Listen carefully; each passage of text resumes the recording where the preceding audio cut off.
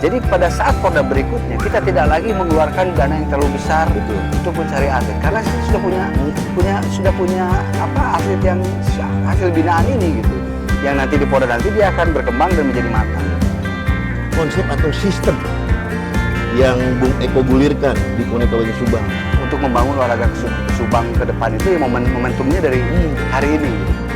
Selamat sore pemirsa podcast Jawara KONI Kabupaten Subang dimanapun Anda berada.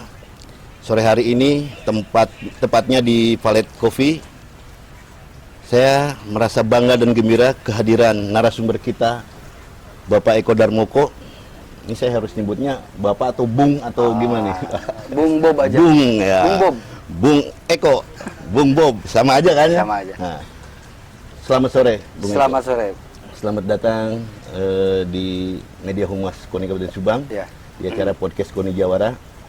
Terkait dengan tadi wawancara dengan Ketua Umum KONI Kabupaten Subang, Ya. ini saya menyebutnya Ketua Umum KONI Kabupaten Subang adalah sebagai sang revolusioner. Oh, betul. Ya. Ini sang revolusioner.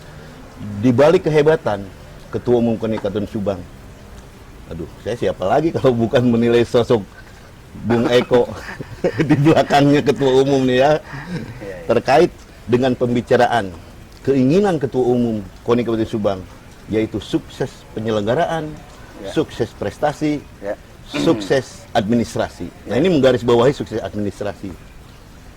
Bagaimana Anda bisa meyakinkan Ketua Umum dengan hal tersebut? Jadi mungkin begini ya, sedikit flashback tentang sejarah kenapa akhirnya saya pribadi bergabung di KONI ya? KONI Kabupaten Subang di periode kepengurusan Pak RT. Pada saat penyusunan kepengurusan mungkin Pak ART sempat memanggil ke rumah. Saya sendiri belum kenal begitu dekat dengan Pak Ketua betul. Hanya sekilas saja. Pak ART mengundang ke rumah, kemudian beliau menanya, dulu katanya pernah juga bergelut di bidang perencanaan program di KONI. Oh iya betul Pak. Coba Anda bisa jelaskan apa konsep KONI ke depan itu seperti apa yang baik. Pada saat itu saya jelaskan saja konsep-konsep bahwa pada prinsipnya di dunia olahraga itu yang harus diperhatikan betul-betul itu satu masalah pembinaan. Karena dari pembinaan inilah berangkat dari pembinaan inilah kita nanti akan menghasilkan atlet-atlet di yang memiliki prestasi untuk Kabupaten Subang. Ketika pembinaan ini diabaikan, maka capaian prestasi itu hanya sifatnya sementara saja. Tidak berlangsung lama lah gitu. Justru investasi terbesar itu adalah dari pembinaan. Nah, konsep itulah yang kemudian pada saat itu saya sampaikan kepada Ketua Umum. Dan pada saat itu saya sebenarnya tidak berharap banyak akan terjadi perubahan yang sedahsyat ini pada saat itu. Saya hanya memaparkan itu karena saya belum terlalu dekat juga dengan Pak Ketum. Ternyata seiring berjalannya waktu, saya masuk menjadi pengurus. Apa konsep yang saya tuangkan untuk program perencanaan, kan kita punya program target jangka panjang, jangka pendek gitu. Nah, itu yang saya coba terjemahkan dengan segala kapasitas dari Pak Ketua Umum. Ternyata apa yang saya tuangkan dalam konsep itu, Pak Ketua Umum sangat konsisten untuk melaksanakan itu. Artinya yakin ya? Yakin. Dan itu bagian daripada Anda dapat meyakinkan tersebut ya? Ya, mungkin salah satunya bagian itu. Nah, lanjut Pak Eko. Satu sisi lain, saya pribadi ketika pucuk pimpinan konsisten, ini menjadi energi sendiri bagi saya pribadi untuk terus mengawal keberlangsungan organisasi ini. Gitu. Ketika seorang ketua umumnya punya kredibilitas, kemudian punya kapabilitas, konsisten terhadap terhadap ucapan, perkataan, dan perbuatan. Dan yang paling penting, ketua umum ini tidak pernah mengganggu sedikit pun anggaran KONI untuk kepentingan pribadi. Luar biasa. Itu yang paling penting. Nah, akhirnya di sana, saya pikir memang sudah saatnya mungkin KONI Kabupaten Subang menjadi organisasi yang lebih baik. Siklus ini juga baru terasa di beberapa puluh tahun sekarang baru terasa. Jadi dimanfaatkan untuk membangun olahraga Subang ke depan itu momentumnya dari hari ini. Gitu. Sehingga pada akhirnya Pak Bendum, Pak Ahmad Sobari pun ketika diminta untuk menjadi bendahara umum, Pak Ahmad berkenan untuk menjadi bendahara umum. Dan kita tahu Pak Ahmad Sobari kapasitas beliau orang yang penuh kredibilitas lah. Betul. Sangat hati-hati untuk menerima tawaran-tawaran, apalagi menjadi bendahara umum gitu. Tapi pada akhirnya beliau bersedia untuk menjadi bendahara. Artinya beliau sendiri sudah mengukur betul. sejauh mana konsistensi Pak RD ini Iya. sebagai ketua umum. Dan setelah kita ada pertemuan bertiga, kita punya visi misi yang sama, punya kesepemahaman yang sama tentang bagaimana membangun organisasi, sebuah organisasi, apalagi ini organisasi KONI yang memang organisasi besar karena memiliki cabang-cabang olahraga yang tentu harus yang dijalankan secara profesional juga. Alhamdulillah visi misi itu ternyata bersinergi lah. Benar-benar. Kita memiliki kesepahaman yang sama dan alhamdulillah sekarang sudah berjalan. Nah, artinya jelas sekarang nih sedikit demi sedikit terkuak ya di balik suksesi sosok seorang ketua umum sang revolusioner ada Bung Eko yang barusan memaparkan dengan konsep yang membuat ketua umum menjadi yakin gitu kan tentang apa yang diuraikan oleh Pak Oke melalui konsep keolahragaan untuk kemajuan KONI Kabupaten Subang. Nah, di sini ada konsep atau sistem yang Bung Eko gulirkan di KONI Kabupaten Subang terkait dengan adanya sistem penata usahaan dan pengelolaan anggaran KONI Kabupaten Subang. Nah, ini sistem ini saya sudah tanyakan tadi ke ketua umum, dapat dibuka secara elektronik, dapat diakses dimanapun. Nah, ini konsep ini luar biasa dan barangkali ya, maaf Bung Eko, KONI-KONI yang lain barangkali dengan sistem penata usahaan dan pengelolaan anggaran ini awam gitu kan. Apa ini? Ini luar biasa, Eko. Nah, ini bagian dari apa nih konsep itu? Bagian daripada angkutabilitas KONI kepada pemerintah daerah atau jawaban KONI kepada pemerintah daerah yang luar biasa fantastik, memberikan trust terhadap KONI Kabupaten Subang dengan anggaran dari perubahan 10 miliar dan anggaran murni 2025 miliar. Ini luar biasa. Seperti apa Pak Eko mengatakan? Jadi memang sudah sepantasnya memang KONI Kabupaten Subang menjawab trust atau kepercayaan yang diberikan oleh pemerintah daerah. Dalam halnya Pak Bupati yang memberikan kepercayaan kepada KONI dengan menggelontorkan anggaran pembinaan yang cukup luar biasa dan mungkin sejarah di Kabupaten Subang. Sudah seharusnya KONI menjawab tantangan itu dengan menjalankan roda organisasi dengan baik. Roda organisasi ini kan terdiri dari beberapa komponen. Ada dari sisi manajerial keorganisasian. Kemudian tata kelola bagaimana hubungan bidang-bidang di internal itu terjalin. Kemudian ada juga hubungan antara internal bidang dengan cabur juga terjalin. Dan yang paling penting mungkin tata kelola administrasi keuangan. Karena ini yang harus dipertanggungjawabkan. Betul. Maka dari itu kami bersepakat dengan Pak Bendum, dengan Pak Wakil Ketua 3, juga kita bersepakat bahwa konsep ini harus dibangun dari sekarang. Karena sebetulnya berat kan. Jadi kita melihatnya begini, beban Pak Ketua ARD ini, Pak Ketum ini cukup berat karena dia harus mempertanggungjawabkan uang senilai 25 miliar ya untuk tahun ini. Nah, bagi kita dari bidang perencanaan program dan anggaran, uang ini sangat besar gitu. Kalau kita tidak mengelola dengan baik, kita tidak ingin nanti di kemudian hari ada permasalahan. Maka dari itu untuk mengantisipasi itu, kita mulai perbaiki sedikit demi sedikit tata kelola administrasi kita benahi. Semua transaksi kita di awal sudah dibangun. Semua transaksi keuangan kita lakukan dengan non tunai. Betul. Contoh untuk transfer insentif atlet yang bulanan itu, baik atlet, pelatih, itu kita transfer dalam bentuk non tunai dengan transfer gitu. Betul. Melalui IBC. Setiap atlet kita minta nomor rekeningnya. Kemudian di setiap bulan atlet kita transfer sesuai nominal, sesuai nama, sesuai cabang olahraganya. Jadi langsung masuk ke rekening atlet. Ini dari sisi pertanggungjawaban akan memudahkan. Karena sudah tidak ada lagi transaksi-transaksi di bawah meja gitu. Ada pemotongan dari kita, sudah tidak mungkin. Karena uang langsung kita transfer dari KONI itu ke atlet, ke pelatih. Kemudian untuk dana pembinaan cabang olahraga, sama halnya begitu. Tidak ada lagi transaksi tunai dari bendahara umum KONI menyerahkan uang tunai ke bendahara cabang olahraga. Tidak seperti itu, tapi langsung by non tunai kita transfer. Nah, rangkaian untuk melakukan transaksi itu pun tidak serta-merta begitu saja. Tetapi ada komponen-komponen yang harus dilengkapi dalam rangka usulan pencairan gitu. ada regulasinya, ada mekanismenya, ada aturan mainnya, ada kelengkapan dokumen yang harus dipenuhi, NPD, usulan dari bidang, kemudian setelah itu disposisi Pak Ketum disposisi kepada Wakil Ketua yang membidangi, kemudian disposisi lagi setelah di cross check semua kelengkapannya benar, rapi dan sudah mencukupi, baru disposisi perintah bayar kepada bendahara umum. Nah ini segala sisi kita coba benahi, termasuk dari strukturnya, dari tata kelolanya, sehingga informasi ini dapat diakses oleh publik. Ketika ya, publik akan betul. mengkonfirmasi, kita dengan mudah dapat dibuka gitu. Ini bagian daripada ikhtiar ya.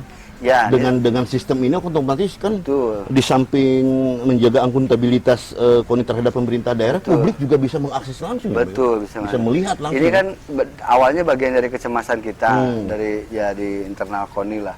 Bagaimana kita harus mempertanggungjawabkan 25 miliar. Iya. Ini cukup fantastis gitu kan. Betul. Dan pasti publik akan melihat wow, dengan anggaran seperti itu. Bener. Tapi memang ketika wujud anggaran sebesar 25 miliar itu ketika diuraikan karena yang harus dibiayai pun banyak. Kan dalam rangka mencapai tadi ada dua sasaran sebetulnya, pembinaan dan prestasi. Pembinaan, sasaran pembinaan ini kita bina atlet-atlet potensial, atlet lokal Subang yang potensial, yang sebenarnya investasinya untuk Porda mendatang nanti di 2026 berarti Porda berikutnya. Jadi pada saat Porda berikutnya kita tidak lagi mengeluarkan dana yang terlalu besar untuk mencari atlet, karena kita sudah punya atlet yang hasil binaan ini gitu. Yang nanti di Porda nanti dia akan berkembang dan menjadi matang. Itu investasi terbesarnya sebenarnya targetnya. Tapi di sisi lain ada capaian prestasi yang harus kita kejar di Porprov 2022 ini. Jadi sisi-sisi itu memang yang kita maksimalkan. Dari segi pembinaannya kita upayakan terus berlangsung, dari sisi capaian prestasinya pun kita kejar. Itu yang kita harapkan. Nah, untuk melaksanakan semua kegiatan itu tentu harus didukung dengan sistem atau perangkat yang memang kita siapkan. Nah, kita itu bangun. tadi ya benar. Karena sampai hari ini tidak ada yang bisa menjamin saya akan berada di sini sampai kapan ada di KONI. Betul. Bisa saja mungkin 1-2 hari ke depan tiba-tiba Pak Ketum mem-PAW gitu, mengganti saya dengan pengurus yang lain gitu. Bisa saja seperti itu. Nah, tetapi saya pribadi keberadaan saya di KONI, awal tujuan pribadi saya ada di KONI, semoga apa yang saya lakukan di KONI bermanfaat. Jadi saya ingin menciptakan sebuah sistem tentang tata kelola keuangan di KONI, perencanaan dan keuangan di KONI, sehingga siapapun nanti yang ada di KONI bisa melanjutkan sistem ini, tinggal melanjutkan saja sebetulnya. Bung Eko, ya, dalam tanda kutip di kepengurusan KONI, baik pengurusnya maupun cabang olahraganya, ini kan dari latar belakang yang berbeda, ya kan, dari karakteristik yang berbeda, ya kan. Nah, apa yang diingatkan atau dikatakan oleh Ketua Umum KONI Kabupaten Subang terkait dengan sistem ini seolah-olah orang terhipnotis di bawah alam tidak sadar, kalau alam bawah sadar. Ini jadi nurut manut dengan sistem ini. Yang tadinya mau bisa mencak-mencak gitu kan, cabang olahraga atau siapapun. Ini luar biasa konsep ini. Sistem ini yang dibangun oleh Bung Eko. Tetapi ini kan sistem yang nggak mudah, ya kan? Betul. Nah, tentu ada kendala-kendala terkait cabang olahraga yang melakukan penatausahaan pengelolaan anggaran khususnya terkait SPJ. Nah, ini Pak Eko memandangnya seperti apa tentang kesulitan yang dihadapi oleh cabang olahraga terkait sistem ini? Ya, memang betul karakteristik cabang olahraga itu beragam ya. Apalagi sekarang ada 48 cabang olahraga atau federasi di bawah naungan KONI gitu. Memang karakteristiknya berbeda-beda pengurus. Tetapi kami sangat yakin bahwa ketika kita punya itikat baik untuk berubah, untuk menjadi lebih baik, insya Allah semua akan mengikuti sebetulnya. Karena kita berprinsip bahwa ketika sebuah regulasi itu dibangun berdasarkan aturan tata kelolanya, aturan, maka sebetulnya semua akan mengikuti. Karena kalau tidak mengikuti, dengan sendirinya dia akan mengikuti sistem itu. Bener. Ketika tidak mengikuti, mungkin kompensasinya cabur itu sendiri tidak bisa mendapatkan anggaran, karena di tataran pucuk pimpinan dari mulai Pak Ketum, Pak Busekum, kemudian Pak Bendung dan para wakil ketua gitu sudah bersepakat bahwa ini sistem yang kita bangun, yang akan kita kelola. Dan sistem ini bukan hanya diterapkan kepada cabang olahraga, tetapi pertama-tama diterapkan dulu di internal KONI sendiri, bidang-bidang. Jadi penerapan ini bidang dulu yang harus lebih tertib, yang harus lebih tertata gitu di bidang-bidang ini. Setelah bidang selesai, baru berikutnya ke cabang olahraga. Sedikit-sedikit kita benahi. Karena kami yakin bahwa semua orang juga punya pemahaman yang sama. Hanya mungkin kesempatan diskusi dan lain-lain yang memang sebelumnya belum terkomunikasikan dengan baik. Mudah-mudahan semakin ke depan kita semakin solid karena komunikasi yang intens, ada dalam satu kesepemahaman yang sama, dalam satu semangat yang sama, bagaimana membangun olahraga di Kabupaten Subang yang tidak melulu mengejar dalam tanda kutip untuk memanfaatkan pembiayaan dan lain-lain. Kita sudah sekarang saatnya sudah memang berpikir ke depan, bekerja dengan ikhlas gitu. Betul. Itu saja sih. Bung Eko, ini ada pertanyaan terkait dengan masalah pertanggungjawaban. Apa sih bedanya pertanggungjawaban bidang dengan pertanggungjawaban cabur? Ada bedanya nggak? Secara prinsip sama karena bidang dan cabang olahraga itu menjadi entitas, sama-sama entitas. Iya, menjadi entitas audit, sama-sama saja. Hanya beban di bidang itu lebih berat, karena ketua umum yang harus mempertanggungjawabkan gitu kan, di bawah langsung. Nah, itu bedanya barangkali ya? Mungkin itu sedikit berbedanya itu. Pada prinsipnya bidang dan cabang olahraga dua-duanya sama menjadi entitas. Jadi ketika bidang mendapatkan anggaran untuk melaksanakan kegiatan di bidangnya, bidang itu sendiri yang harus bertanggung jawab terhadap anggaran itu, mempertanggungjawabkan dari sisi laporan, kemudian hasil yang dicapai dari kegiatan, termasuk begitu pun sama cabang olahraga. Cabang olahraga pun harus mempertanggungjawabkan dana yang diberikan dari KONI kepada cabang olahraga, karena hibah dari pemerintah daerah itu kan terpusat ke KONI. Nah, dari KONI didistribusikan lagi peruntukannya cabang olahraga. Komponennya ada banyak variabel. Ada BOP, ada BOK, kemudian ada untuk peralatan, ada untuk pembinaan gitu. Komponennya itu. Nah, cabang olahraga ini harus mempertanggungjawabkan apa anggaran yang diterima oleh cabang olahraga. Kalau dia mendapatkan dana misalkan 50 juta atau 100 juta, maka mereka harus mempertanggungjawabkan itu. Uang ini digunakan untuk apa? Dengan standar akuntansi yang memang baku. Betul.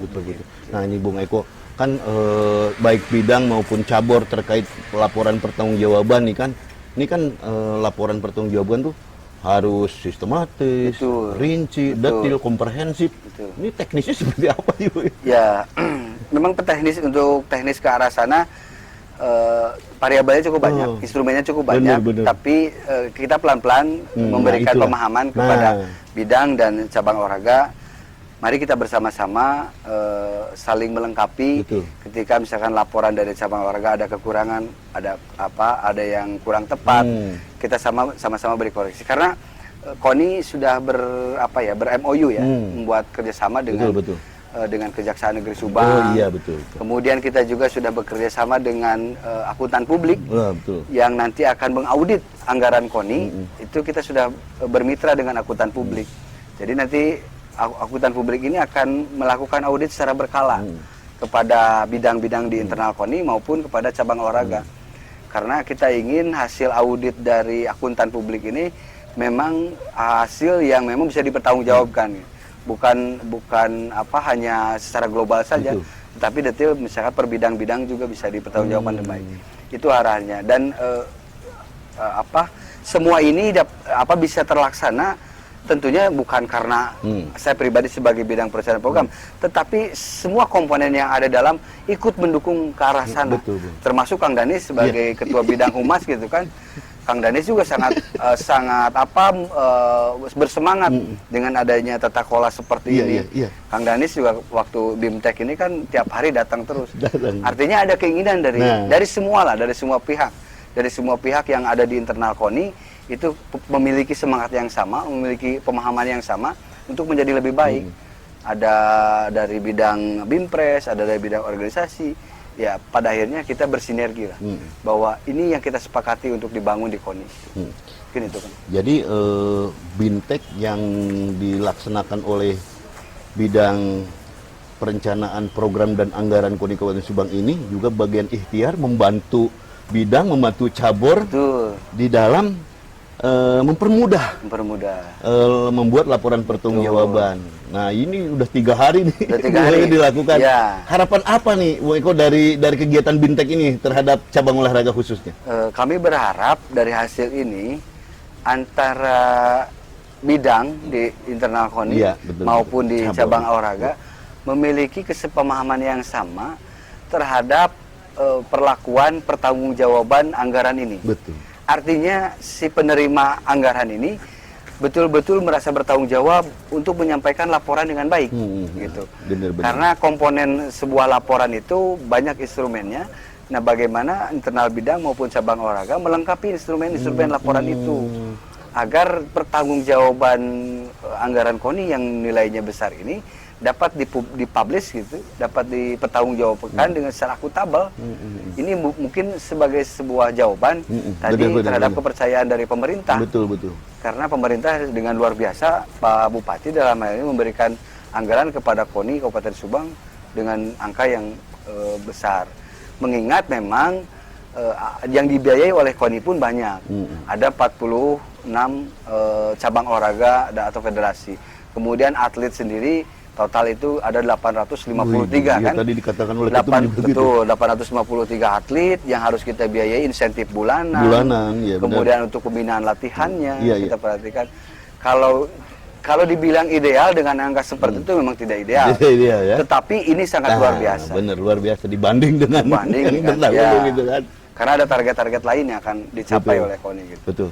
Oke, baik, terima kasih Bung Eko atas kesediaan Anda bergabung di podcast KONI Jawara. Ini sangat banyak manfaatnya untuk cabang olahraga, baik bidang-bidang yang ada di pengurusan KONI. Tujuannya adalah untuk memperkuat tujuan daripada KONI Kabupaten Subang terkait sukses penyelenggaraan, sukses administrasi, juga sukses prestasi. Terima kasih Bung Eko. Siap. Luar biasa nih Bung Eko. Terima kasih. Baik, pemirsa podcast KONI Jawara dimanapun Anda berada, demikian saya wawancara dengan sosok seorang Bung Eko Darmoko. Di balik layar seorang sosok ketua umum KONI Kabupaten Subang yang visioner, ternyata ada Bung Eko Darmoko di dalamnya. Bagian dari kesatuan untuk memajukan KONI Kabupaten Subang, mewujudkan visi misi KONI Kabupaten Subang, sukses penyelenggaraan, sukses prestasi, dan sukses administrasi. Assalamualaikum warahmatullahi wabarakatuh.